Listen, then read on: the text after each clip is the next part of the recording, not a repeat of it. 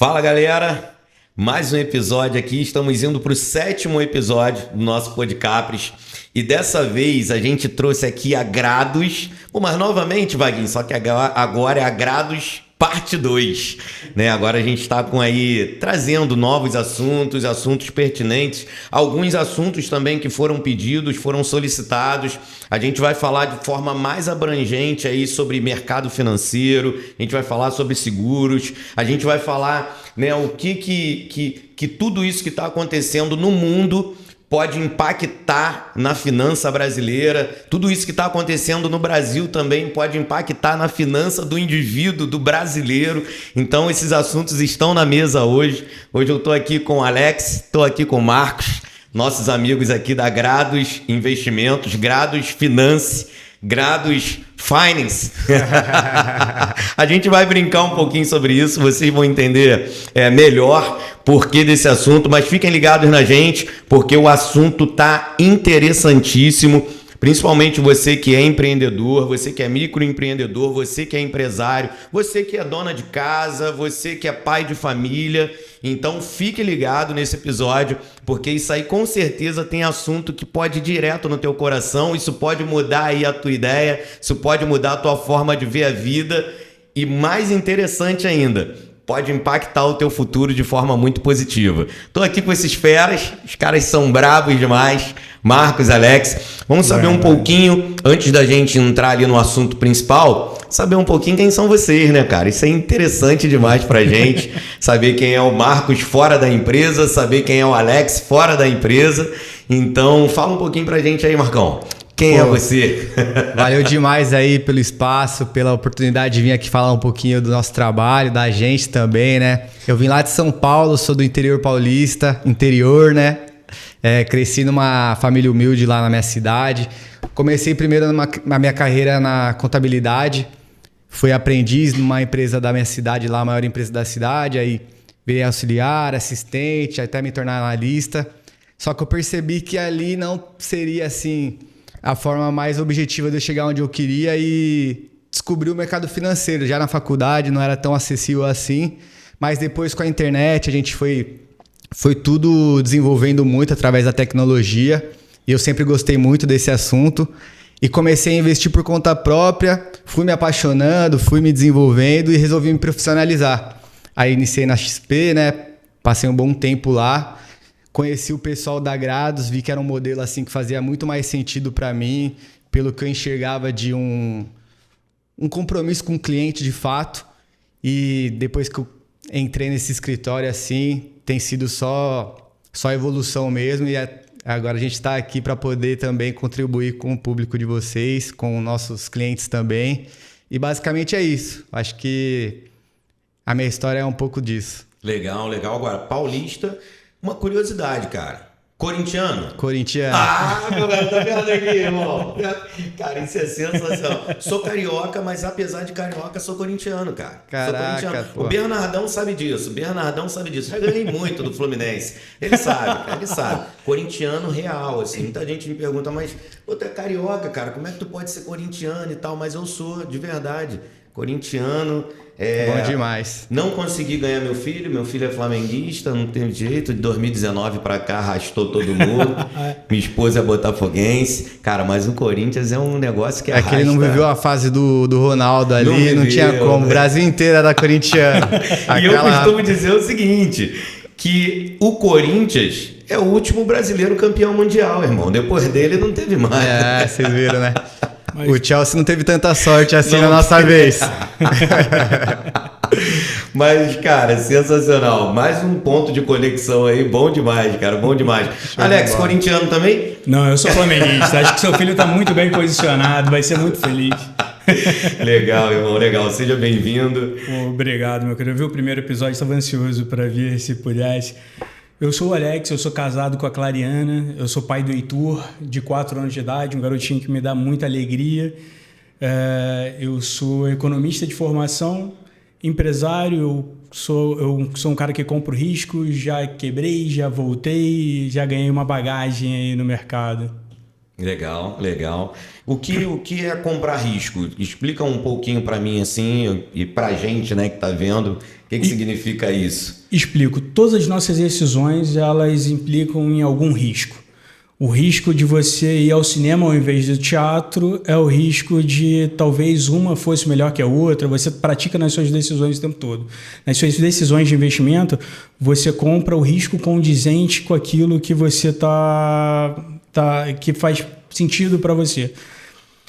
E como empreendedor, e todo empreendedor, ele é um cara que se especializa em comprar riscos. Então, por exemplo, quando você abre a barbearia, você faz um estudo de mercado, você sabe que ali o seu risco é ou o ticket que você vai cobrar, ou o público que você vai ver, a visibilidade que você vai ter, se vai ter ou não vai ter, e você vai estruturando e reduzindo o maior número de riscos possíveis.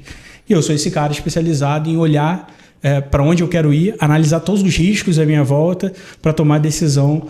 E eu ajudo as pessoas a fazerem isso também no dia a dia, com a vida.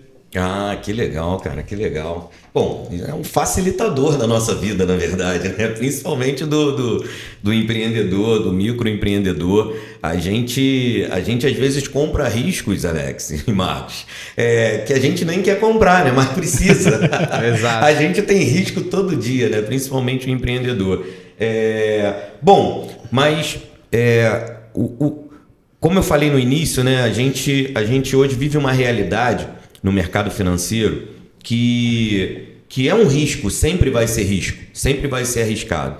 E principalmente a gente brasileiro, Alex e Marcos, a gente nunca foi direcionado, a gente nunca aprendeu, a gente nunca teve a oportunidade de se aprofundar em relação a essa questão dos riscos, a relação da finança, em relação a tudo que envolve, né, o mercado financeiro e os impactos que isso traz para a gente, né?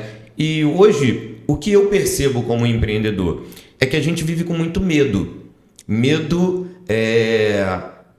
insegurança em relação a quem deixar o nosso pouco dinheiro. Como que a gente faz com o nosso pouco dinheiro? Às vezes é melhor deixar em casa, embaixo do colchão. Na poupança, boa e velha poupança. Exato, do que entregar a pessoas ou escritórios ou a empresas que a gente não sabe quanto tempo que ela vai permanecer no mercado. Existe essa insegurança por conta de tudo que a gente já viu e que a gente vê principalmente no Brasil, né? Quais seriam os primeiros passos para mim e para muitos outros empreendedores a olhar para um escritório, para um lugar, né, para uma empresa e se sentir seguro, se sentir confiante para poder pegar o seu suor e deixar ali para ter uma melhor direção, uma melhor distribuição e rentabilidade? Como é que a gente faz isso? Eu não sou assessor, acho que o Marcos pode falar melhor, mas eu vou fazer uma observação que é o seguinte: risco não necessariamente é ruim. Risco, toda vez que a gente vai investir ou que você vai abrir um negócio, a rentabilidade, o retorno que você tem está diretamente ligado ao risco. Se você tem a oportunidade de empreender num determinado segmento, é que você está comprando riscos que a maioria não comprou, senão todo mundo abria tudo fluía. Então, o risco ruim é aquele que a gente não olha, aquele que a gente não mapeia, aquele que a gente não tenta ter o mínimo de controle da perspectiva. E um ponto que é importante,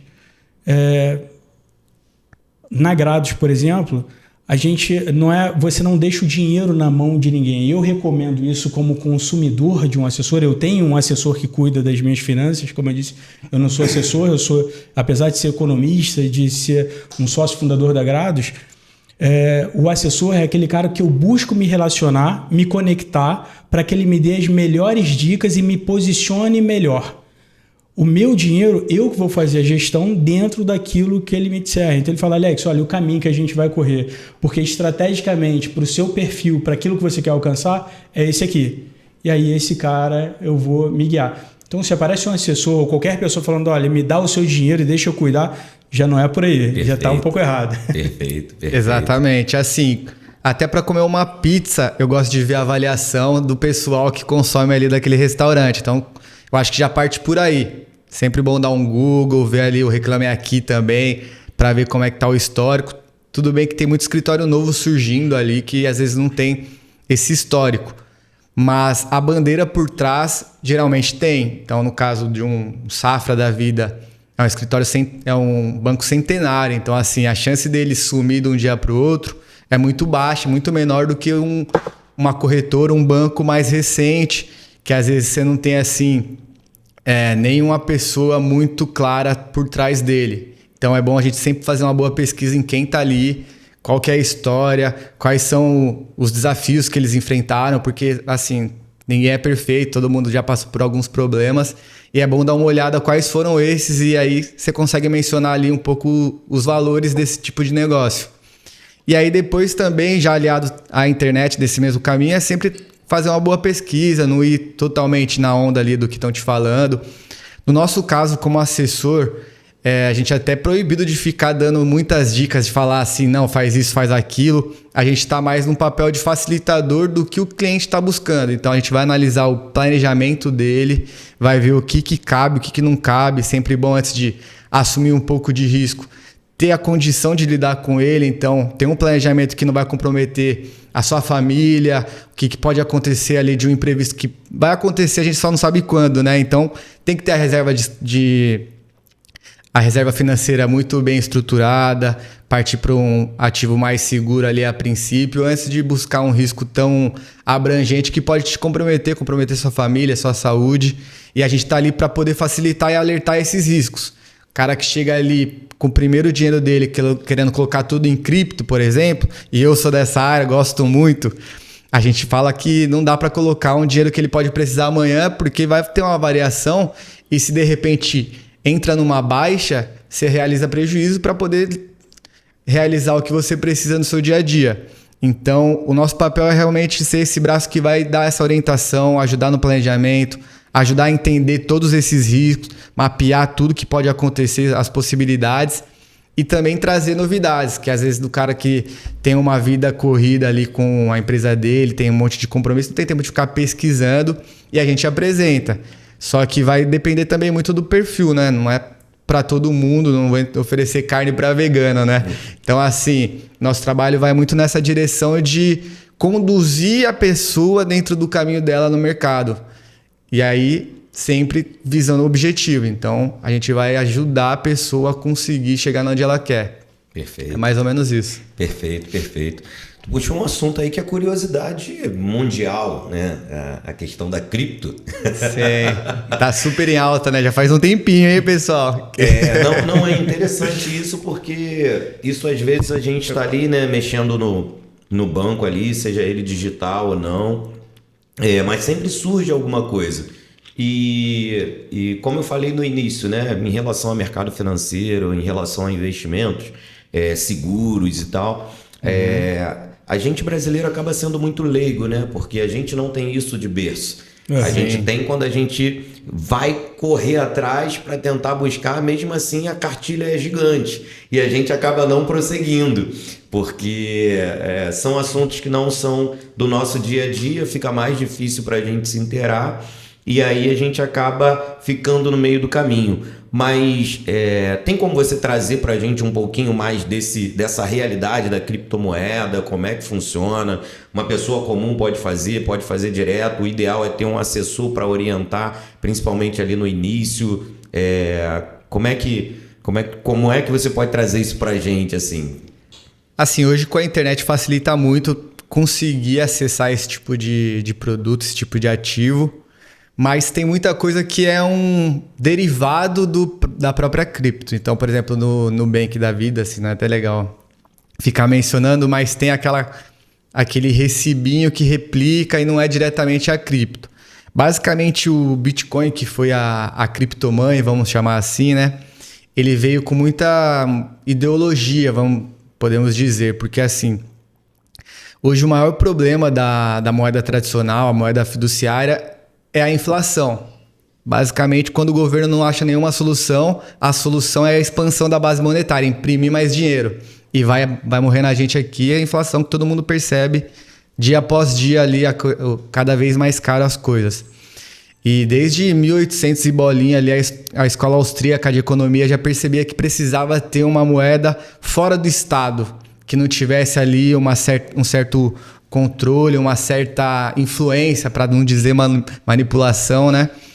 E assim o Bitcoin surgiu, mas já tivemos outras moedas descentralizadas, mas o Bitcoin surgiu através da tecnologia mesmo, ponta a ponta, pela criptografia, a famosa blockchain. E isso já está trazendo diversas outras possibilidades. Hoje a gente tem outros mercados entrando para dentro da blockchain, porque ela é mais democrática, vamos dizer, que ela é mais acessível, mais transparente, mais prática e acaba facilitando muitas outras coisas. No caso da criptomoeda, tem muita besteira por aí. Hoje em dia a gente tem mais de 30 milhões de criptos sendo criadas e a cada dia vem sendo criada mais e mais. Dá para ficar cada vez mais confuso, né? Com esse... Não tem como. Então, fica difícil pra gente se inteirar disso, né? Mas é interessante isso porque isso está na palma da mão hoje, né? Isso está sendo falado o tempo inteiro e também tem muita curiosidade ao mesmo tempo que tem muita resistência. Porque a gente fica com dificuldade de qual caminho a gente seguir, né? E aí a gente pode dizer... Alex, em relação ao que o Marcos trouxe da criptomoeda, que é um investimento, né? Me corrija se eu estiver errado. Hoje, do outro lado, né? Paralelo a isso, a gente tem outras ofertas. Quando a gente também abre o aplicativo ou quando a gente vai ao banco, tem outras ofertas que são as ofertas de seguros. Né? E que também a gente fica assim, até onde vale a pena? Né? Será que vale a pena? Será que não vale? É de fato seguro? Não é seguro? Né? E a gente acaba ficando também ali sem dar esse passo, e que poderia até ser interessante. Então, o que você pode trazer para a gente, para quem está ouvindo a gente, em relação a esse passo com os seguros? Seguro de vida e outros tipos de seguros que podem ser interessantes para a gente. Perfeito. O seguro, na verdade, ele é uma ferramenta interessantíssima e ele anda lado a lado com o seu planejamento financeiro. Na verdade, eu ouso dizer que o primeiro passo, antes de você criar todo o seu patrimônio, quando você vai trabalhar a construção do seu patrimônio, é proteger tudo aquilo que você vai fazer. Proteger o seu primeiro ativo. Qual é o seu primeiro ativo? Sua força de trabalho, seu tempo, sua saúde, sua família. Esse é seu primeiro ativo, antes do recurso que você vai ganhar, que vai ser provido por essas habilidades e essa estrutura que você tem.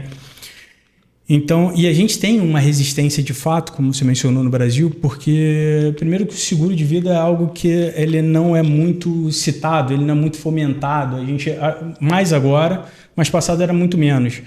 E o seguro de vida que a gente tinha era o seguro de banco, que todo seguro é bom, quando a gente entra nesse mercado é bom, mas você não tinha uma estrutura, um cara profissional que vai lá, olha, isso aqui é o que você precisa. Se eu pergunto a alguém, e acontece com a maioria, qual é o seguro que você tem hoje, a maioria sabe o que você tem lá no seu seguro. Não, eu tenho o seguro do banco. O que você tem lá? Não sabe dizer o que tem. E tem um perigo grande nesse daí de prateleira, porque às vezes você não menciona ali alguma questão da sua saúde, da sua rotina, e a seguradora vai procurar isso aí na hora que precisar, que for te pagar, né? E muita gente acaba deixando de receber porque não mencionou esse tipo de questão. Entendi. Exato. Esse é um dos fatores que levam a essa resistência. Porque quando eu vou pesquisar seguro, primeiro, o que é o seguro? O seguro é uma garantia de que se algo aconteça contigo, vier a faltar... Você mencionou que você tem um filho, né? 14 anos. 14 Qual é o nome anos. do seu filho? Theo, flamenguista. Flamenguista. Perdi meu filho nisso, mas tudo bem. Mas ele ganhou muitas alegrias. Aposto que o TEL é um risco que você não aceita tomar, o risco da falta de desenvolvimento do TEL. E aí, quando a gente faz o seguro, é um ato de amor. A gente não está pensando se algo acontecer e tal, mas é o seguinte, se algo acontecer comigo, que não é minha ausência, mas eu parar de produzir por alguma razão, eu sei que eu vou receber um cheque em que toda a educação do TEL, daqui até a sua formação, está garantida. O seguro é aquilo em que quando você constrói todo o seu patrimônio, quando você constrói o seu patrimônio, esse patrimônio, quando acontece algo contigo, não é da sua família, ele vai ser todo bloqueado, ele vai ser inventariado, você vai pagar ITCMD, você vai pagar uma série de custos advocatícios, etc., para depois o sossego da sua família. O seguro é aquele pequeno papel que vai fazer com que sua família tenha liquidez para, de fato, ser dona daquilo que você construiu para eles. Então, isso é o seguro. Só que a gente está acostumado com aquele seguro que é para ajudar o gerente amigo do banco, nosso amigo lá no banco, o gerente facilita tantas coisas, então deixa eu fazer isso aqui para ajudar ele a cumprir a meta dele. Só que esse seguro do banco, ele tem uma série de coisas, como, por exemplo, tem o artigo 769 do Código Civil Brasileiro, que diz que se algo acontecer contigo ao longo da sua vida, então você contrata o seguro, você está pagando lá, 30 anos depois você ficou hipertenso, diabético, acontece com a maioria de nós, mas você não avisou. Cara, aconteceu contigo, sua família vai lá, se preciso do seguro, você não vai receber, porque olha, você não me avisou e o código diz que você tinha que ter me avisado que você se tornou hipertenso diabético. E se você avisar, você tem o risco ainda dele falar, olha, obrigado, mas eu não compro mais seu risco. Então, é um passo muito grande, é um passo que vai proteger a sua família, que vai proteger os seus investimentos, que vai proteger o patrimônio que você está construindo, mas que a gente lida com algumas resistências. Por exemplo, 90% da população japonesa tem seguro de vida. No Brasil é 17%. Tem algum seguro. A maioria, esse seguro que pode dar um problema lá na frente. E por que eles entendem que é necessário fazer o seguro? Eu sou pai do Heitor, eu contrato um seguro para mim, que ele é beneficiário, se algo acontecer comigo, ele tem. Os caras lá entenderam que dá para alavancar a família. Então foi o seguinte, com um passivo muito pequenininho, seguro de vida é uma coisa barata. Se algo acontecer comigo, meu filho vai lá e recebe um cheque de R$1 milhão, só para ter um número redondo. E aí eu já contratei o dele. Pô, eu me fui, ele recebeu esse 1 milhão, ele já contratou do filho dele. Se eu estiver vivo quando meu neto nascer, eu mesmo faço o meu neto.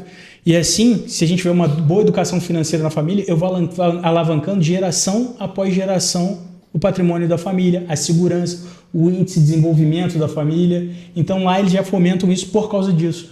Quando acontece uma tsunami no Japão, o país não está em relativa normalidade 2 anos depois porque o governo foi rápido em construir ponte, estrada e tal. É porque as pessoas cuidaram do que mais interessa, da família. As famílias não se descapitalizam. Então, vamos chorar nossos mortos, curar nossas feridas, mas a próxima geração está garantida. Seguro é um ato de amor nesse sentido. Interessante demais isso, porque traz um novo olhar, né?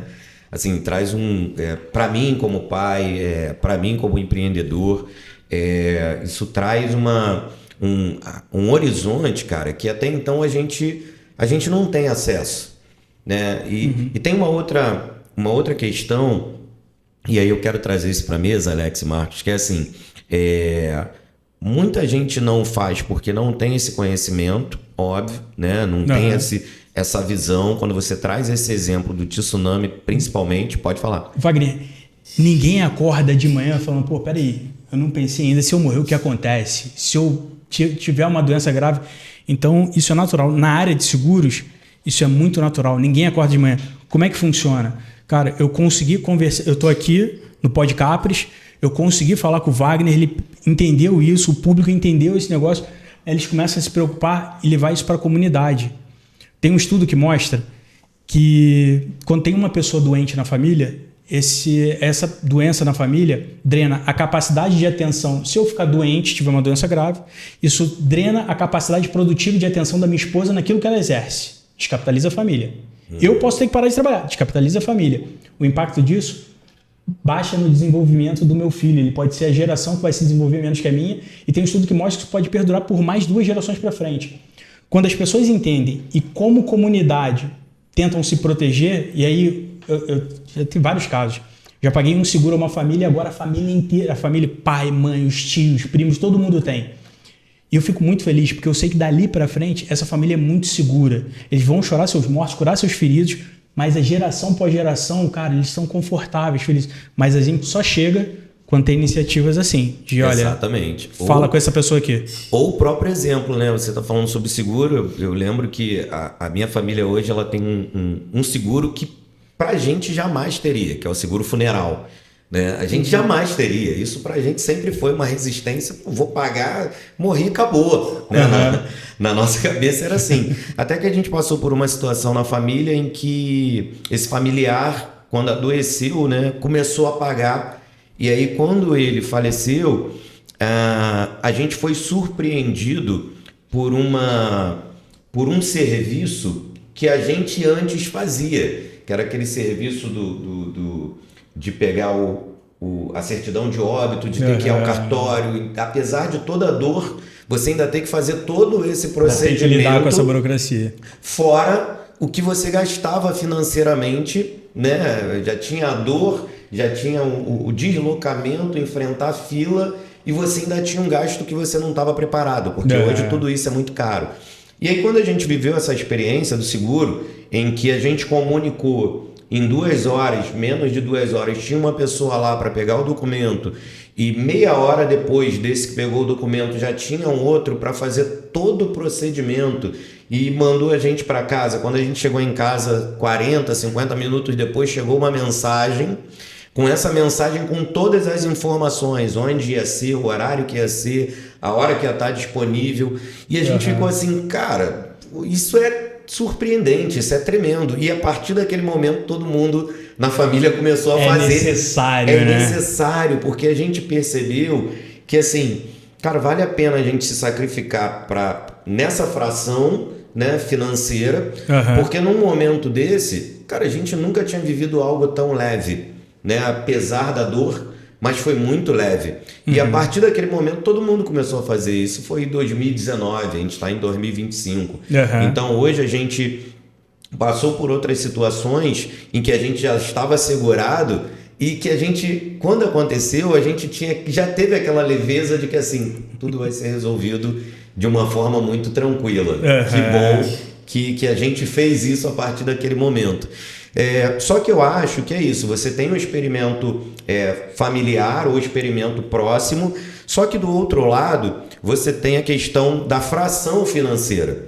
Né? Hoje a gente tem uma realidade brasileira, e vocês me corrijam se eu estiver errado, que o nosso salário é muito baixo, a gente tem um salário mínimo, né, sim, baixíssimo para a realidade que o brasileiro vive, com as coisas caras, a inflação nas alturas. E como chegar no brasileiro sem o experimento, por exemplo, no meu caso, na minha família, a gente teve o experimento e por isso a gente fez. A gente viu que é bom, a gente viu que é positivo.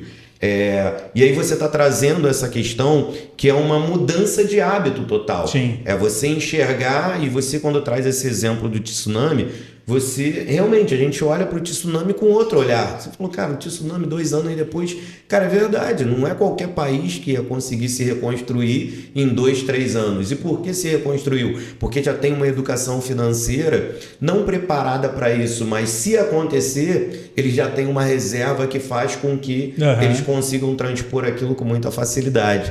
E aí eu volto para a questão do brasileiro, né, o Alex e Marcos.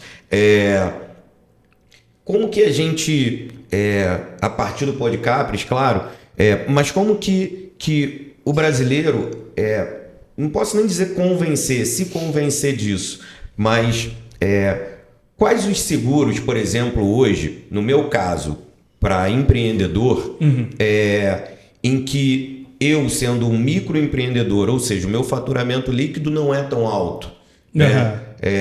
Ou eu sendo apenas um pai de família assalariado, né? Um CLT, o que isso implicaria na minha fração financeira, mesmo eu tendo um desejo muito grande a partir de contratar um seguro, por exemplo, para deixar o Theo com um futuro um pouco mais tranquilo caso aconteça alguma coisa comigo. Quais são os caminhos, quais os impactos disso? Eu, como salário mínimo, é possível fazer isso? É possível. Essa pergunta é sensacional porque ela é o primeiro medo quando as pessoas vão sentar comigo. Exato. Cara, isso deve ser absurdamente caro, não é para mim, é para quem já tem patrimônio, para quem vai deixar herança, e não é verdade. O tipo de seguro que a gente faz, primeiro, ele é pensado caso a caso. Eu sento contigo, eu entendo a sua família, a pré-existência de algum fato na sua família, de doença, etc., porque isso vai implicar também. a realidade financeira, qual seria o tamanho do cheque que eu teria que te dar, qual o custo da educação do Theo. Então, a gente molda isso juntos. Eu costumo brincar falando o seguinte, olha, se eu bato um papo com a pessoa, exponho todos os riscos, o que acontece, aí eu pergunto, olha, me diz se está tudo bem, se você gostou de mim, porque pelo menos a cada 6 meses, 1 ano, a gente vai ter que tomar um café, eu vou te perturbar, e aí, mudou a condição de vida, nasceu mais um filho, mudou o emprego, porque eu vou acompanhar seu risco dali para frente. Eu vou ser o cara que eventualmente vai estar lá, pô, deixa eu readequar. Hoje a gente tem vários tipos de seguro e várias empresas muito sérias. O mercado de seguro evoluiu muito nos últimos anos. Então a gente tem todas as faixas de preço e o seguro é proporcional àquilo que a gente vai proteger. Então, e eu costumo dizer o seguinte, o importante não é ter o seguro ideal, aquele que vai aposentar a minha família, mas é aquele que é necessário. Claro, se a gente puder fazer o seguro e aí aquele que vai aposentar a família inteira, é maravilhoso. Mas no primeiro momento, cara, o que eu quero fazer é deixar o meu filho Theo, ou você, o meu filho Heitor, ou então o seu filho Theo, confortáveis e seguros. Então é extremamente acessível para todo mundo, em todas as faixas. A gente vai sentar e vai conversar. Hoje você tem seguro bancário que começa a partir de R$50, R$100, e aí a gente vai adequando de acordo com aquilo que é necessário. Mas o passo importante é o que precisa se fazer. É bater um papo e olha, Alex, minha realidade é essa aqui, esses aqui são meus medos. No seu caso, ser empresário, ser empreendedor, você imagina o seguinte, eu não sei hoje se o Capres ele anda sem você, se você ficar 2 meses fora, se ele vai andar do mesmo jeito. Em muitos negócios, se o cara não está lá, não produz, já era. Se você não produzir por 2 meses, não tiver mais a sua receita de 2 meses, eu falo aqui de você, mas eu estou falando da realidade da maioria dos brasileiros, você não fica endividado por o mês seguinte porque não pagou o cartão de crédito. Você fica talvez um ano inteiro. Se não pagar 2 meses de cartão de crédito, aquilo vira uma bola de neve e tal, todos os seus custos, o aluguel, é uma loucura. Então, a gente molda o seguro para proteger esse tempo. Então, se você é a pessoa-chave de uma empresa, por exemplo, a gente faz um seguro para proteger a pessoa-chave da empresa. Pô, será que eu vou precisar trazer outro cara aqui para me substituir por um tempo? Então, tenho aqui um capital injetado para isso. Ou se eu precisar fechar as portas por esse período, eu consigo sobreviver? Está aqui para isso a ferramenta. Então, a gente consegue modelar o seguro para diversas realidades. Perfeito. Quando a gente tem sócio, por exemplo, uma coisa que ninguém pensa, o pequeno empreendedor, e é um custo bem baixo, eu tenho um sócio. Eu e você somos sócios na barbearia. Depende da nossa força de trabalho. Se vier faltar um sócio, a lei diz que você tem que pagar a parte que deve à família ou ela entra no capital social e você tem um prazo mínimo para fazer isso. Só, cara, se o filho do cara é advogado e não encaixa isso. Então tem um seguro que faz o seguinte, ele compra integralmente a parte da família, ele paga a família, liquidez, ajudou a família, salvou, e o seu negócio você segue sozinho, sendo dono, e aí você vai arrumar outro sócio. Então tem várias formas de facilitar tudo isso com uma ferramenta. Seguro de vida. Entendi. Perfeito, cara. Perfeito. Isso é fundamental para a mesa e para quem está vendo a gente, porque tenho certeza que isso é curiosidade de todo mundo, cara. Principalmente essa instabilidade que a gente vive. Eu não trago só para o Brasil, né? Eu acho que é uma estabilidade mundial, né? A gente vive um período de guerras, a gente vive um período de muita insegurança, de muita instabilidade financeira mundial. Então, há riscos e há medos, né? Há riscos e há medos. Sim. Hoje a gente vai ao mercado, cada vez que a gente vai, a gente se assusta mais. A gente não sabe para onde que está indo. A gente já teve momentos ruins lá atrás, eu lembro disso, na época de papai e mamãe, mas a gente teve momento bom também. Eu lembro quando eu casei, a sensação que eu tinha é de que a coisa era um pouquinho melhor, e hoje eu acho que a coisa tá piorando em relação ao nosso poder de compra, né? A gente é surpreendido o tempo inteiro. E aí o brasileiro vive esse medo, né? A gente vive esse receio. A gente já não tem muito, e aí um pouco que a gente tem, a gente fica com mais de receio. Está sendo desgastado ali constantemente, né? Exato, do que fazer. O que fazer? Eu lembro que uma vez eu tive uma reunião com o Bernardão, quando o Bernardão era meu diretor da empresa que a gente trabalhava, e o Bernardão sempre foi da área de finança. Bernardão cuidava ali do cofre da empresa, era o guardião do cofre, que a gente brincava com ele, né? Bernardo era da parte financeira. E aí eu lembro que a gente, no período de férias, igual agora, julho, a gente tinha cursos internos para os colaboradores. E eu era responsável pelo setor de auxiliar de serviços gerais e patrimônio, a galera da segurança ali e tal. E eu lembro que o Bernardo foi dar um curso pra gente de finança, né, para os ASGs, os auxiliares de serviços gerais e pra galera toda. E eu lembro que o Bernardo falando sobre guardar dinheiro, e eu pensando assim, pô, o Bernardo tá falando sobre guardar dinheiro pra gente, meu irmão. Pô, o auxiliar de serviços gerais tá aqui na maior dificuldade, como guarda dinheiro numa situação dessa, ganhando pouquinho. E aí eu fiz essa pergunta para ele no curso, né? Bernardo, como é que guarda dinheiro na nossa situação? Né? Como é que faz isso? Aí ele falou uma parada interessante, que a gente... primeiro ponto, a gente precisa ter uma lista de prioridades. Né? É muito importante que a gente defina as nossas prioridades. Eu não esqueço mais dessa aula. E aí ele falou assim, e nessa lista de prioridade, quando a gente faz, para quem já fez, para quem tem, a gente acaba invertendo um ponto que é muito importante. A gente pega a parte de investimento, a parte que a gente gostaria de guardar, e coloca sempre como último. Uma sobra, né? A sobra. Só que como nunca sobra, a gente nunca guarda. O que a gente tem que fazer? Receber o salário, isso precisa ser o topo da lista. Porque isso sendo o topo da lista, isso passa a ser a tua prioridade. Então você recebeu lá R$1.500, salário mínimo, você quer guardar 50, você já tira 50 e já coloca lá. Então você já não tem mais 1.500, você tem 1.450. Pensa nisso como uma despesa, né? Como todas as outras.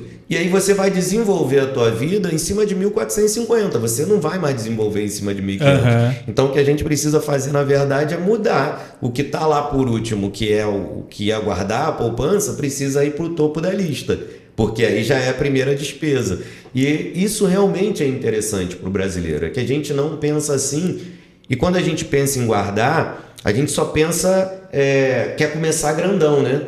1.500 que eu ganho, R$2.000, eu quero guardar 200. Eu quero guardar 300, porque aí no final do ano vai dar X, a gente faz aquela conta. Só que quanto maior a gente tenta começar, mais longe fica esse start, né? Exato. Essa linha, né? Esse início. E aí, ali eu aprendi que assim, cara, na verdade a gente precisa começar com o que dá para começar. E aí, quando você traz essa questão do seguro, que pode começar ali a partir de 50, a partir de 100, são valores acessíveis. A questão é mudança de hábito mesmo, né? É mudança de hábito. Então, é muito interessante tudo isso que está sendo trazido aqui para a mesa, cara, porque eu tenho certeza que isso impacta direto em quem está vendo a gente, em quem está ouvindo a gente agora, porque tá todo mundo, acredito que esteja todo mundo, todos os brasileiros nesse anseio. Cara, eu quero começar, mas não sei por onde começar. E como é que a gente dá esse passo? Por exemplo, a Grados é um escritório. Como que a gente acessa? A partir de quanto eu posso começar, por exemplo? Porque essa informação também é muito importante, tá, Alex Marcos? Porque... por exemplo, para o meu caso, eu, Vaguinho, esposo da Regiane, pai do Theo, ganho R$2.000.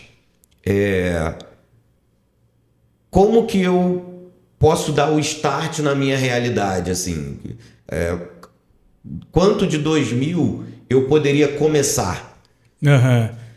Eu acho que o primeiro ponto, e você pode me complementar, é isso que você falou. É ver o que é possível você guardar, por isso como uma despesa. Desde muito novo, eu entrei no mercado financeiro há 20 anos atrás, quando estagiário, e as pessoas tem que juntar dinheiro, tem que fazer investimentos, etc. Eu vi aqueles big players, todo mundo falando de investimento e tal, eu mal tinha dinheiro para as minhas despesas ao longo do mês, eu fui morar sozinho muito cedo. E aí eu montei uma estratégia que era o seguinte, todo dia primeiro, eu fazia o seguinte, dia primeiro, eu vou guardar R$1. Dia 2, guardar 2. Dia 3, guardar... Chegava uma hora do mês que eu não conseguia mais nada para guardar, mas se ia parar no dia 10, ou no dia 15, ou no dia 20. Mas aí é aquele negócio, é com o que dá. Depois que você conseguiu definir e você começa a ter uma reserva, aí sim você para e você conseguiu transformar isso numa constância, você conseguiu se educar nesse sentido, porque não vai fazer sentido também, pô, beleza, eu juntei 10. Mês que vem, cara, quer saber, não vou, algo assim... E aí você não tiver essa constância, porque o seu amigo é a constância e o tempo. Se disciplinou dessa forma, você consegue começar a investir a partir de R$35, não é? No Tesouro Direto. Um papel de tesouro já é 35, já está acessível. Entendi. Então, mas a questão é ter essa disciplina, né? Exato. Tem que ter essa disciplina, essa constância.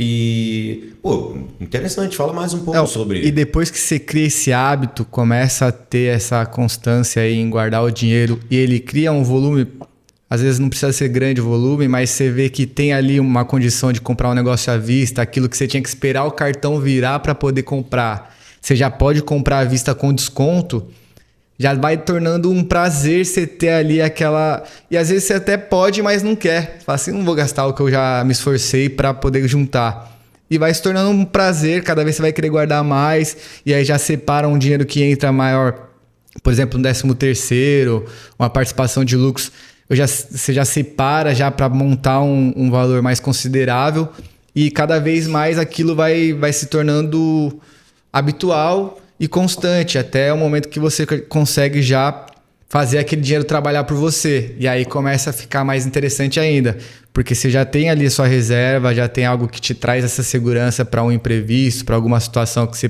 possa precisar, e pode começar a explorar o mercado financeiro, que é aí que a gente entra de fato. Começar a buscar uma rentabilidade em cima do seu dinheiro, poder abraçar um pouco mais de risco, e aí aquilo acaba sendo uma fonte de renda para você também. E aí é o melhor dos mundos. Basicamente, é uma trajetória que depende de tudo isso que a gente falou, né? Deixar os velhos hábitos, criar novos, e vai sendo uma evolução constante. Cada vez você vai descobrindo mais coisa e mais possibilidades. Perfeito. Para os empreendedores... a pandemia evidenciou que, em média, as empresas brasileiras tinham 26 dias de caixa. Era o tempo que conseguiria sobreviver com a porta fechada. Isso fez com que muitos empresários e empreendedores começassem a pensar nisso. Então, eu boto lá no meu passivo. Tem aqui, entre os meus custos, tem esse pedaço aqui que é para geração de reserva de caixa. E aí lá no final do ano eu vou pensar se eu vou distribuir, se eu vou pegar, o que eu vou fazer aquilo, se eu vou reinvestir no negócio, mas parte disso, identificar a necessidade, todos nós temos que ter pelo menos, alguns planejadores trabalham com números diferentes, etc., mas eu costumo dizer o seguinte, a gente precisa de 2 reservas distintas e um custo em triângulo, que é o seguinte. Eu preciso de juntar 3 meses daquilo que eu ganho, ou das minhas despesas. Esses 3 meses é uma reserva imediata de emergência. Deu algum problema, deu alguma dor de barriga, tá ali. Aquilo ali, você não vai ficar endividado pelos próximos meses, porque você não pôde pagar o total do cartão de crédito, por exemplo. Tá ali. Uma de 6... Aí a gente monta essa primeiro. Chegou a um volume que é razoável. Então, para uma média de R$2.000, a gente está falando de R$6.000, a gente está lá, se acontecer alguma coisa, a gente tem 3 meses da nossa receita. Chegou esses 3 meses, vou aumentar a meta. Agora eu quero 6 meses. 6 meses já é o tempo de recolocação no mercado. Então, se eu perdi o emprego, aconteceu algo assim, eu tenho 6 meses de vida aqui sem precisar quebrar a cabeça, sem ficar num desespero muito maior. Atingir isso, cara, uma outra meta. Agora é eu me educar, já que eu já estou conseguindo juntar alguma coisa, 50, 100, o valor que for, eu começo a botar na cabeça que é algo que eu tento seguir, não é, nem para mim é fácil, mas é algo que eu penso que é o seguinte, você tem 100% da sua receita, 70% de tudo que você ganha é o seu custo de vida, seu aluguel, suas compras, etc. 20% sobram 30%. 20% é para minha reserva financeira, construção de patrimônio. Seja a prestação da casa que eu estou comprando, seja os meus investimentos e tal, mas é algo que eu não estou deixando de gastar agora para ter uma aposentadoria mais confortável, para comprar riscos que eu vou escolher no futuro. E 10% disso, então de R$2.000, a gente está falando de R$200, é o topo da pirâmide ali, que é a minha proteção. É o custo que eu vou ter, por exemplo, com um seguro de vida, para proteger tudo isso que eu estou construindo. O patrimônio, meu estilo de vida, meu padrão de consumo, a família, o desenvolvimento da minha família e etc. Então, acho que construir a disciplina, entender um modelo ali, eu sei que isso não é da noite para o dia, né? É difícil pra caramba. E eu te falo isso de cadeia, tá? Eu sou de cadeira. Eu sou economista, trabalho no mercado financeiro há 20 anos e para mim também não foi fácil esse início, não. Acabei de contar a minha estratégia aqui, que era tentar juntar 1, 2, 3. Eu ia para o escritório, às vezes, e ver aqueles caras bacanas do mercado financeiro ganhando bem pra caramba, os caras com uma camisa, eu tentava, ralava, gastava metade do que eu ganhava para comprar uma camisa com a parecida, até que veio um cara que eu gosto muito, o Ferraz, ele virou para mim: Alex, vem cá. Seu otário, que isso, cara? Que agressivo. Porque que eu fiz? Pra que tanto que eu fiz? Ele, poxa, eu não compro a camisa que você está comprando. Aí ele foi lá e me deu a dica de um lugar baratinho, etc. Tá vendo? Olha só, agora a camisa de R$300 que virou R$100, você tem 200 aí para guardar. Então, é aquele negócio, é ir mudando o hábito de consumo, aprender a se educar. Eu fazia com minha esposa no início. Quando eu consegui juntar um dinheirinho, e foi exatamente a dica que você deu, que a gente aplicou, era o seguinte: montar meu primeiro apartamento com minha esposa, nós dois ralando pra caramba e tal, como é que a gente faz isso? Tem que comprar uma geladeira. Eu já tinha feito o primeiro passo, que é conseguir uma reservazinha. Amor, vamos fazer o seguinte: se eu comprar geladeira à vista, é 10% de desconto. A gente compra à vista, a prestação, a gente bota juros e a gente se paga, mas tem que ter disciplina para fazer isso. Então, cara, vou lá, pago, depois eu pago com juros para mim, eu descobri que no final eu tenho mais do que antes, reserva. Enfim, a gente tem que se virar. Tem uma coisa que eu gosto, para não estigar demais, nos últimos tempos ensinaram pra gente que o jeitinho brasileiro é malandragem, etc. Eu discordo disso. Eu acho que no passado está muito mais ligado à capacidade que o brasileiro tem de fazer do limão uma limonada.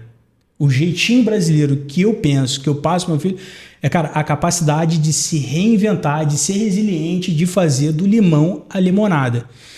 Então, cara, infelizmente, nesses momentos em que a gente tem que pensar e construir patrimônio, no momento de incerteza, com o mercado, como você disse, com os nossos medos, é parar, voltar, sentar em casa com a família, estudar, e o que a gente vai fazer? A gente já tem o limão, vamos fazer limonada.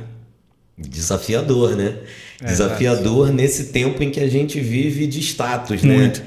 Em que a gente vive aí a realidade de postar o tempo inteiro, mesmo sem poder a gente tentar comprar aquilo que a gente ainda não alcança só para mostrar. A gente está aí no meio de uma discussão neste exato momento sobre a bolsa da filha do Justus, né, de 14 mil e tal. Então tem muita coisa acontecendo que é um impacto muito grande. É como se andasse realmente na contramão do que são os valores para essa geração. Né? Você trouxe esse exemplo da camisa, Alex. Isso é muito desafiador para quem vive de imagem, aquele papo que a gente estava tendo aqui antes. Né? Porque hoje a logo, né, que é exposta na camisa, fala muito mais alto, te representa muito mais, representar no modo de dizer, né? Porque você acaba sendo valorizado pelo aquilo que você está mostrando, por aquilo que você está mostrando. E é desafiador quando você, que está acostumado a viver dentro de um padrão ou dentro de alguns valores e princípios, você ter que dar passos para trás, se reinventar, porque não é só o julgamento de fora, é o auto-julgamento também, porque você já está acostumado com aquela realidade, né, de ser apresentado por aquilo que você veste, por aquilo que você compra, pelo lugar que você está, né? A gente vende isso o tempo inteiro. E aí, essa é a realidade do Brasil e do mundo, né? Mas o brasileiro principalmente, porque o brasileiro ele ele foi acostumado a isso, né? Eu sou aquilo que eu mostro, né? Mesmo sem poder, mesmo sem ter condição. E aí, quando você vem com essas questões, vocês trazem essas questões, desafia a gente para algo que é bom, não é ruim. Isso é bom, porque isso está próximo da verdade, que assim, eu sou de fato, eu não posso comprar a camisa de 300, né? O iPhone custa 6 mil reais, o iPhone custa 4 mil reais e eu ganho 1.500, né? Eu vou parcelar o iPhone em 24 vezes, né? Se ainda não dá para comprar o iPhone, de repente você pode comprar um Samsung um pouco melhor ou qualquer outra marca que seja um pouco melhor, mas isso é uma não digo desconstrução, mas eu digo uma mudança de hábito radical, mas que precisa ser feito para quem espera ter um pouco mais de segurança, principalmente quando se fala sobre família, né? Que é o que vocês trouxeram até agora. Quando eu olho para o meu filho, que hoje não tem capacidade de construir absolutamente nada e depende de mim e da mãe, né? Para que a gente invista nele, para que ele daqui a pouco, daqui a alguns anos, consiga dar os próprios passos, então eu preciso realmente ser desconstruído para que ele se construa. Eu acho que está dentro dessa realidade, né? Então, cara, é interessante demais isso que vocês estão trazendo para cá. Eu estou feliz demais em bater esse papo com vocês. Eu acho que tem 40, 45 minutos que a gente está conversando aqui, que a cabeça tá fumegando, irmão, tá pegando fogo, porque isso também me impacta, né, cara? Hoje eu tenho 46 anos e quando a gente chega nessa idade e olha para frente e também olha para trás e vê que a gente ainda não construiu o que a gente gostaria de ter construído, bate uma certa ansiedade, um certo medo, um certo receio. Porém, como a gente não sabe quanto tempo a gente ainda tem pela frente, começar nunca é tarde, né? Exato. O tempo vai passar de qualquer jeito, né? Exatamente. Então, assim, para mim, a realidade hoje, né? A Capris Barbearia tem 4 anos, inclusive está fazendo 4 anos hoje. Parabéns! Parabéns!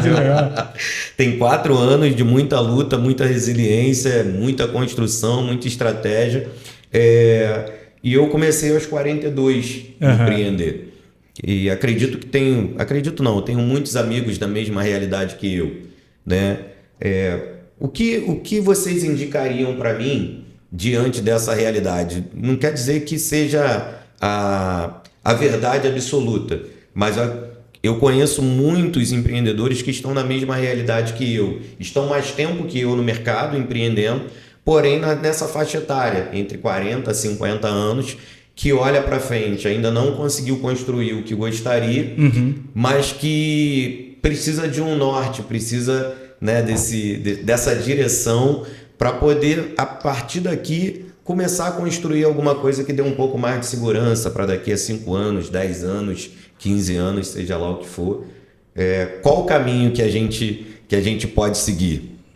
Acho que o primeiro ponto é começar, né? A história está cheia de exemplos de pessoas que precisaram atingir um determinado nível de maturidade para fazer. Aquele negócio, Deus escreve certo por linhas tortas, né? Se atingiu naquele momento o nível de maturidade que tinha para começar a empreender com maior segurança, etc. Você começou a entender melhor os riscos que você estava correndo, que você viu que era mais fácil lidar naquele momento com isso. Isso pode acontecer de 2 formas. Ou você é um jovem que compra risco adoidado e aí você tem tempo de errar, quebrar, voltar, tentar de novo e etc. Ou, como eu, como você, é uma pessoa que, cara, seguiu uma trilha diferente, mais segura, por diversas questões, que seja por família, por qualquer outra, até que um dia atingiu um nível de maturidade e falou, cara, eu posso fazer isso aqui, eu vou. E vai, e é seguro. Eu entendo que há uma pressão, né? A gente tem que ser bem sucedido ontem, a gente tem que dar certo ontem, a gente tem que usar a camisa, o celular ontem. Ainda mais com todo mundo na internet sendo super bem sucedido, o garoto de 20 anos que tá milionário, a menina que, pô, acorda com tudo resolvido, tudo na mão ali, a gente ralando pra dar conta das contas, né? Exatamente. Mas mesmo nós que somos mais maduros, em algum momento, se parar para pensar, a gente é afetado por isso também. Perfeito. E o desafio da gente que tem filho é como eu faço para educar um moleque para não comprar as inspirações de consumo e sim o do ser. Como é que eu faço? Como é que eu construo, faço? Então, o primeiro ponto é começa. E aí o ponto que eu demorei para quebrar a cabeça para entender. Cara, usem as redes que a gente tem, nossos amigos, o nosso network. Você tem um amigo que é assessor de investimento, você conheceu um profissional, cara, ó, financeiramente, antes de tentar com cara e coragem, deixa eu bater um papo aqui e vai tomar um café. Eu tenho um amigo que é advogado, se eu for abrir um negócio, vai tomar um café e faz isso e vai se blindando, vai se cobrindo de conhecimento necessário. E compra os passivos que você tem que comprar. Porque a gente também tem uma coisa de, cara, vou investindo na coisa errada, vou comprando aquilo ali, se eu posso ter isso, vou ter 2x. Vou dar um exemplo, a gente está falando aqui da nossa faixa. Eu vou pegar o exemplo de um profissional que já tem um mito do mercado, que o cara que já começa ganhando bem e tal, para trazer a nós a realidade desse cara. Eu tenho vários clientes que são assim. O médico é um cara que a gente espera muito, um cara que ganha muito bem e etc. Qual é a realidade de grande parte dos médicos? Eu falo isso de cadeira porque eu tenho vários assim. É um cara que ele cede essa pressão social, ele é um médico. Então o cara, ele sai do 0 para 30 muito rápido. Saiu da faculdade, está ganhando nada, fazendo residência ganhando nada, de repente ele começa a trabalhar, está ganhando 30 pratas. Aí o cara faz o seguinte, vou comprar um carro, mas eu sou médico, eu tenho que ter um certo status. Se eu fizer um plantão a mais, eu posso comprar aquele outro carro. E aí beleza. Tá fazendo plantão a mais. Você vai comprar a primeira casa. Não, se eu fizer 2 ou 3 plantões a mais, eu compro a cobertura, não compro apartamento. No final, esse cara é um cara que ganha 90 pratos por mês, completamente fora da realidade, mais que 75, 80 é de passivo, o cara tá desesperado, o cara não pode tirar férias, geralmente médico ele é pejotizado, e a gente tá vendo aquele cara andar num carrão e etc, mas ele não tem essa disciplina também.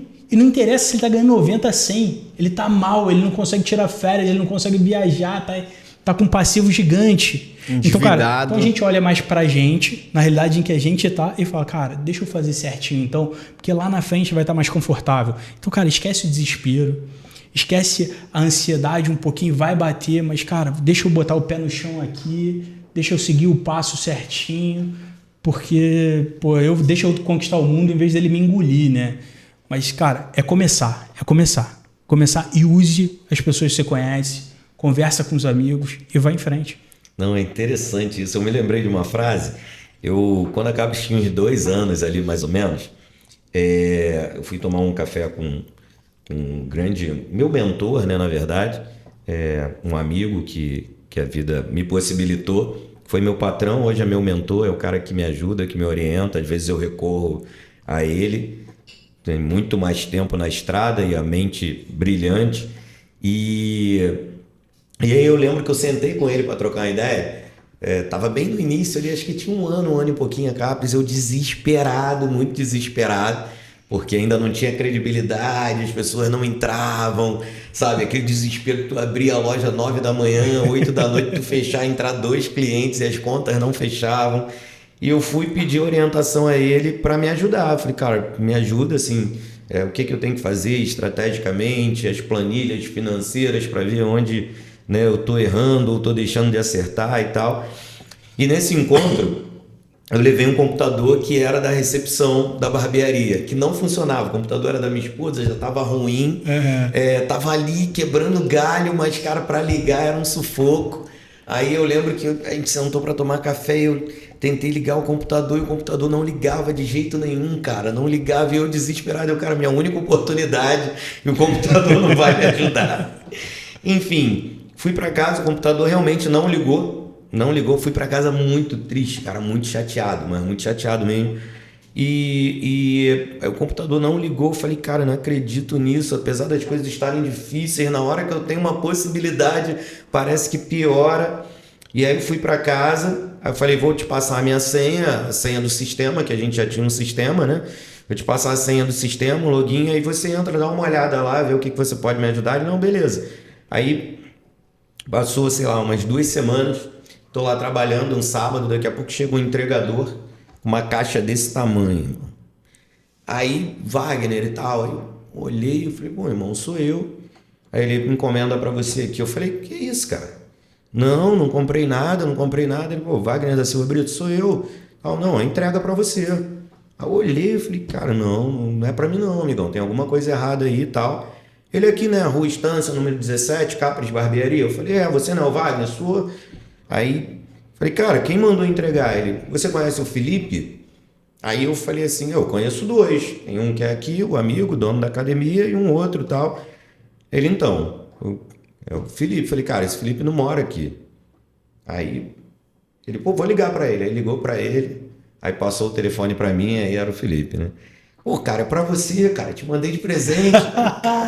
Que legal, cara. Lágrima rolando, e o pessoal da barbearia também, né? Os outros funcionários, caramba, Vaguinho, que isso e tal. Que maneiro. Aí ele falou uma frase, cara, que foi, assim, uma mudança pra mim, que eu levo pra vida toda, que ele falou assim, Vaguinho, o universo conspira a favor daqueles que se arriscam, irmão.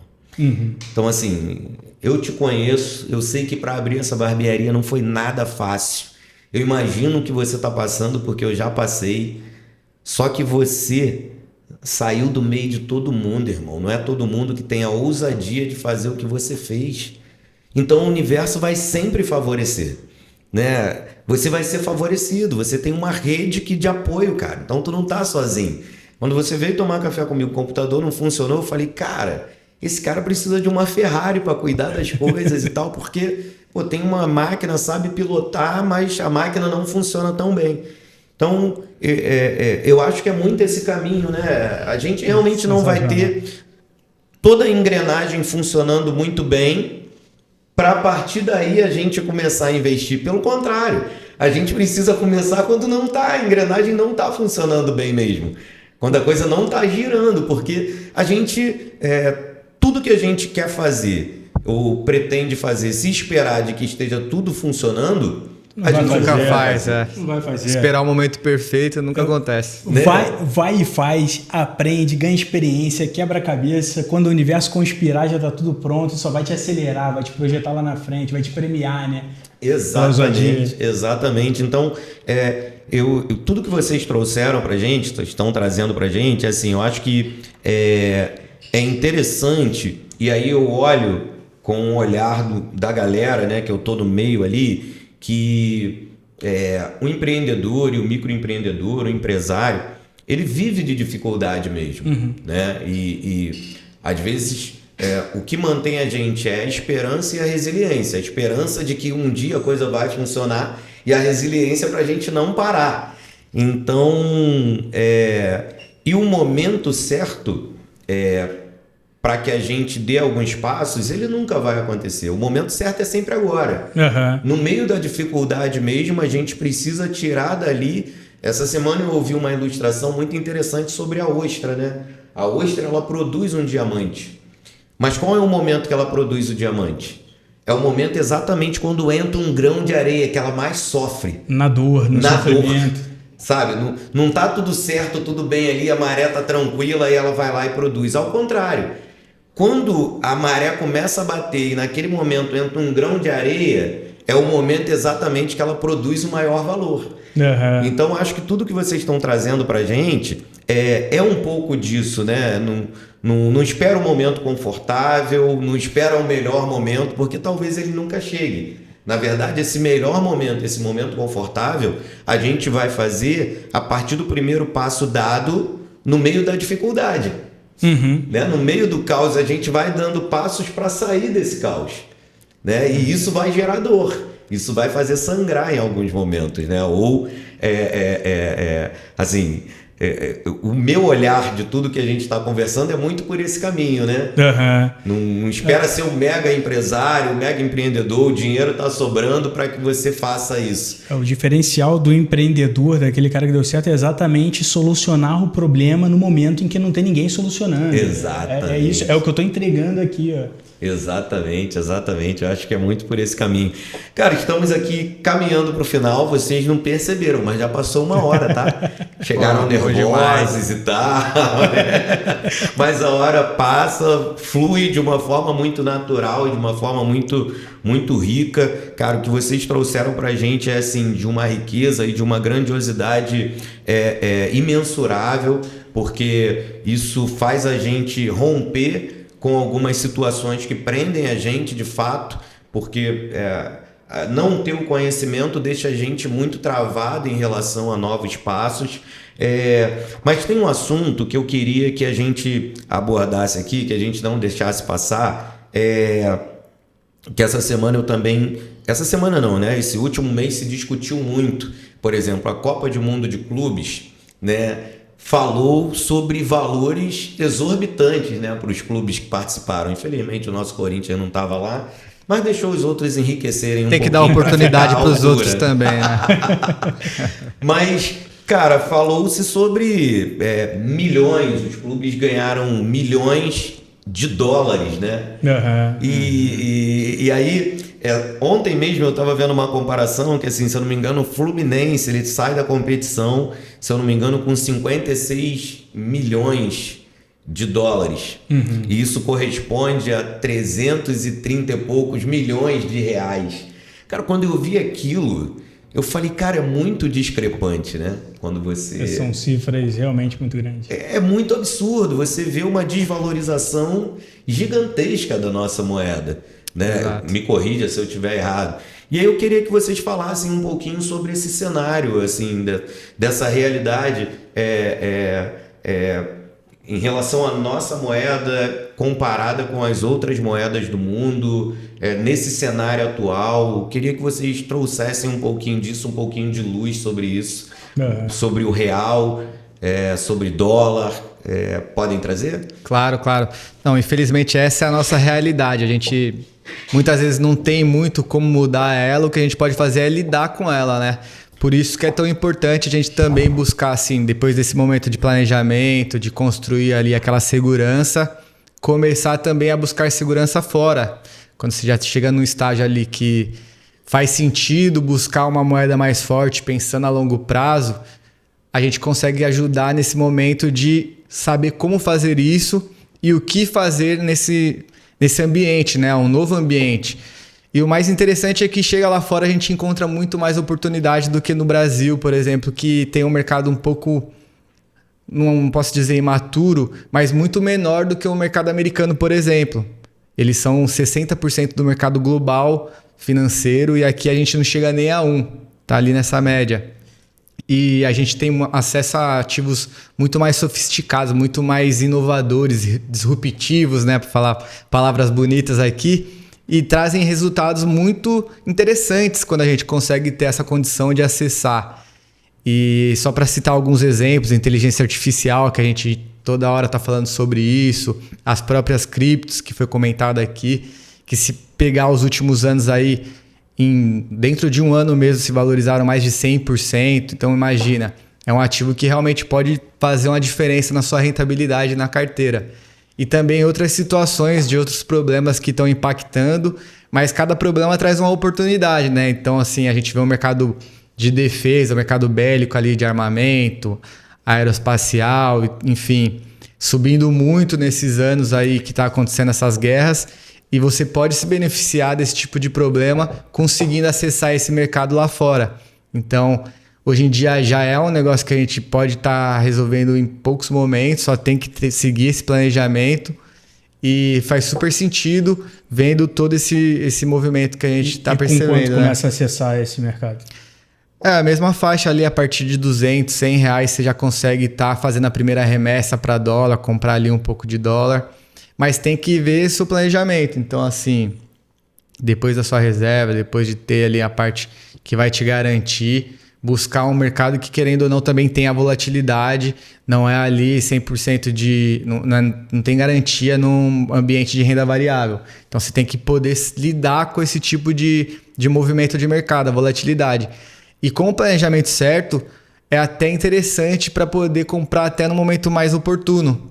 E aí a gente cada vez mais consegue um resultado melhor, sabendo lidar com essas situações aí que fazem parte da nossa vida. Querendo ou não, muita coisa que a gente consome aqui no Brasil é dolarizado. Então, próprio combustível, trigo, a carne, são commodities tabeladas em dólar. Então, acaba impactando no nosso dia a dia. A inflação é muito impactada por essa variação que a gente cada vez mais percebe.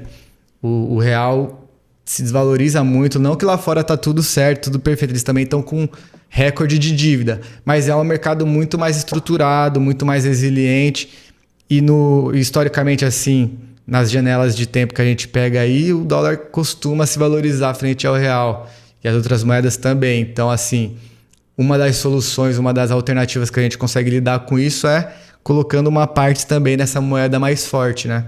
Buscar ali poder aproveitar também desse tipo de problema. Perfeito, perfeito. Muito bom, Alex. Cara, agradecer a vocês, cara, eu acho que é questão da escalada, né? Então, agradecer a vocês, assim, que a gente começou engatinhando ali, né, sobre os primeiros passos, e aí avançou um pouquinho mais, né? E a gente termina falando sobre dólar, né? Sobre um passo mais à frente, mas que também é possível. Eu acho que isso que é legal. E o alcance disso daqui, é claro que passa também por esses níveis. Tem as pessoas, os empreendedores que estão do outro lado pensando nesse primeiro passo, tem aqueles que já deram o primeiro passo e tem aqueles que já avançaram até demais e de repente já estão pensando nesse próximo passo, mas não sabem ainda como fazer. Então acho que a gente conseguiu andar certinho ali num roteiro que acaba alcançando todo mundo, né? Todo mundo que está vendo a gente, todo mundo que de alguma forma parou aí e continua aí na frente da tela assistindo a gente. Bom, mais algum assunto que gostaria de trazer para a gente? Assim, mais alguma coisa que vocês gostariam de trazer? A gente está caminhando para o final. 1h10 aqui de um bate-papo muito, muito rico, muito abrangente, muito necessário também, educativo, né? A gente pode dizer assim. Mas fiquem à vontade, caso tenha mais algum assunto, alguma coisa que queiram colocar, estamos aqui, cara. Bom, na verdade eu quero agradecer por ter recebido a gente, por ter me deixado à vontade. Eu falei para você, eu fico um pouco nervoso, eu não sou com câmera e tal, eu não sou o cara que fica mais à vontade com isso, mas uma missão para mim é essa, proteger o máximo de pessoas, famílias, vidas possíveis. É por isso que foi uma vertente que eu escolhi para ir. E eu espero poder ajudar, e eu me coloco à disposição de todo mundo que acompanha o Podcapres, de fazer uma consultoria, a gente marcar, bater um papo, não tem custo nenhum, é só um bate-papo mesmo, para fazer entender, para ver até onde a gente pode ir, como é que seria um planejamento. Eu faço disso uma missão de vida, é o que eu quero fazer. É aquele negócio, né? Quando eu me tornei pai, você sabe disso, você é pai, a gente acaba se tornando pai também do mundo inteiro, né? É verdade.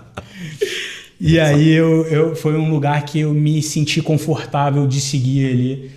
Então, planejamento sucessório, seguro de vida, como é que a gente protege a família, como é que a gente protege aquilo que a gente já construiu ou que a gente ainda vai construir. É algo que eu gosto de conversar, então eu me coloco à disposição de todo mundo que te procurar e falar, olha, eu quero conhecer esses caras, eu quero falar sobre isso. Fica à vontade, porque eu quero falar com o máximo de pessoas possíveis sobre isso. Maravilha, irmão. A gratidão é nossa aí. Marcos. Pô, show de bola também. Só agradecer pelo espaço, essa troca de ideia tão importante assim, querendo ou não. É algo que a gente precisa lidar com bastante carinho e cuidado, né?